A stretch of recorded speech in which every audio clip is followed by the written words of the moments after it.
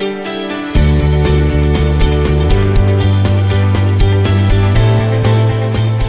up, and welcome back to this financial literacy series. And in this segment, we're going to share with you a strategy, a mental strategy that can help you and inspire you to go to a higher level of wealth. Now, in this segment, it might seem time consuming and you will decide how you implement this in your life.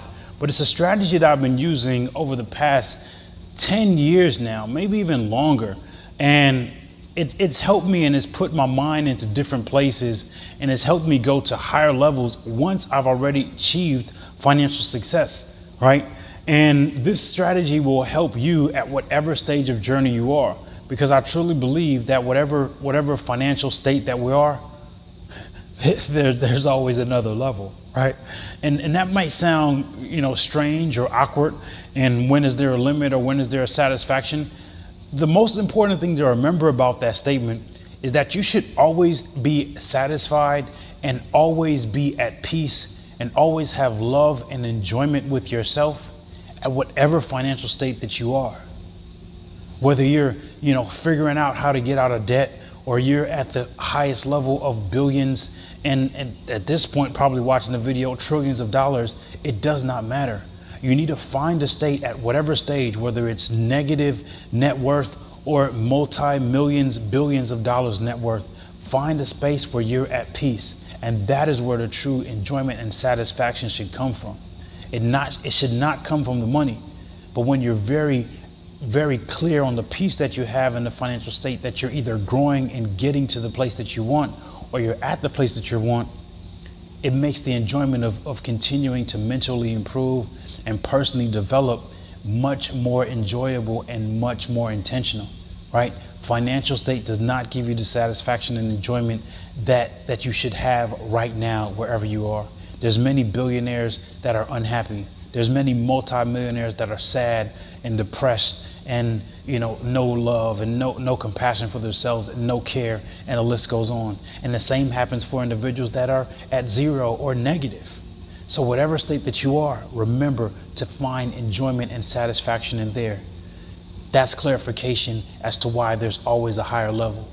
Even the person that is at $1 billion or at an extremely high level, the reason that you never stop and that you never continue to just settle for whatever you are is because it's not about the revenue. It's not about the dollars. It's about the mindset and the mentality that you gain and the person that you are becoming and that you grow into as you're on the journey to go to a higher level.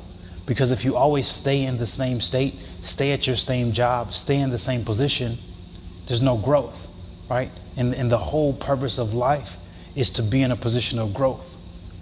The development and the person that you will become on your way to going to a higher level of revenue, a higher level of assets, the person you become is so much more important than the money. And that's vital for you to understand as you continue to go to higher levels inside of your financial well-being. Now, that could be a segment all in itself, right? And it probably will be later on as we close out this series. But the most important session and the most important topic on this session, I should say, is looking and studying multi-millionaires and multi-billionaires for people that you might care about or have some interest in. All right. Now, why do I say this? Again, this is a strategy that I've been doing for years and years now. I recommend that you take one person of financial success that you like, have seen, admire, whatever it is, and learn and dive deep into, how they got there, how they got to their financial level of success. And I say one person because it starts with one. And as you progress, you can learn how to do this strategy and then add other individuals to your mental portfolio of wealth. For example, I would say, even if it's a famous person or someone that's not famous or someone that you've been watching for a while, you can learn more about their whole story. So dive in deep. And what I mean by that is learn a little about their story. For example, one billionaire that I've studied for years and years now is really admirable and really enjoyable just to talk about and watch his journey and story. And this is just for example purposes, right? And Mark Cuban, I desire personally to own sports teams in the future. How we'll do that, we'll figure that out later. But the journey to get there is so enjoyable.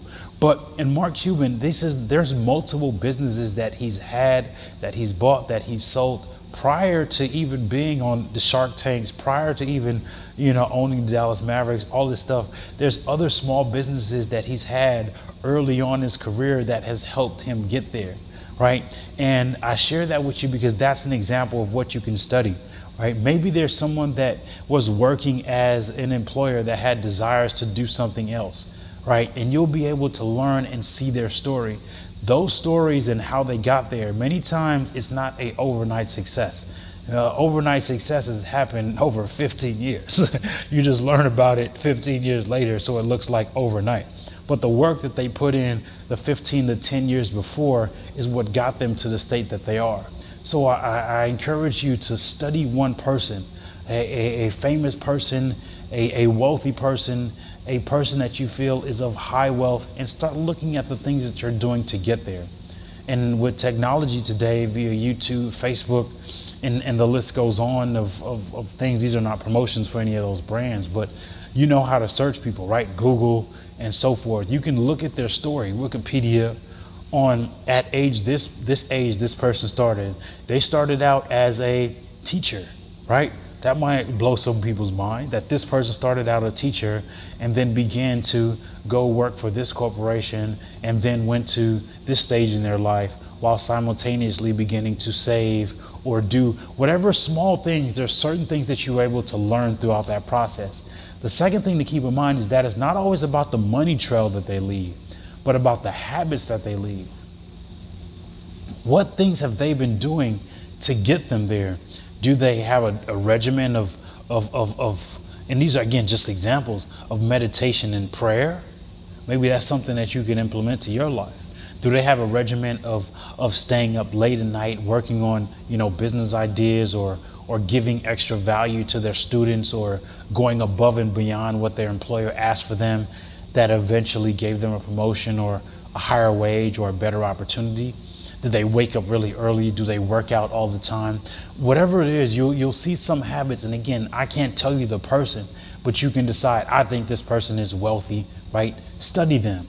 What are they doing regularly to get there? Not just the financial habits, but the relationships. Maybe they have a regimen with their spouse or their family that allows them to put them in a mental state to continue to gain wealth and attract wealth, right? Just the opposite.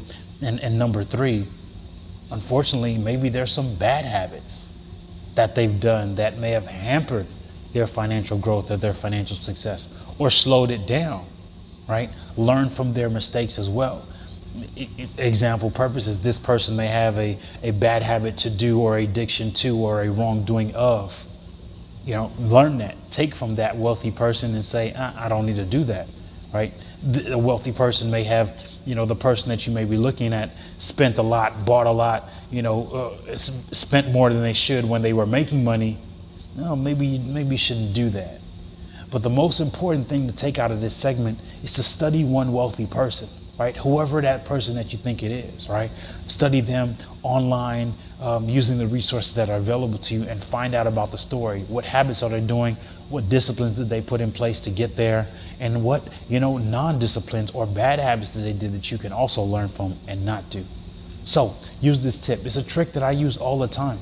There's many billionaires and many millionaires that I study on a regular basis, and I learn a lot. And it positions me in my mind and my habits and my discipline to continue to go to a higher level.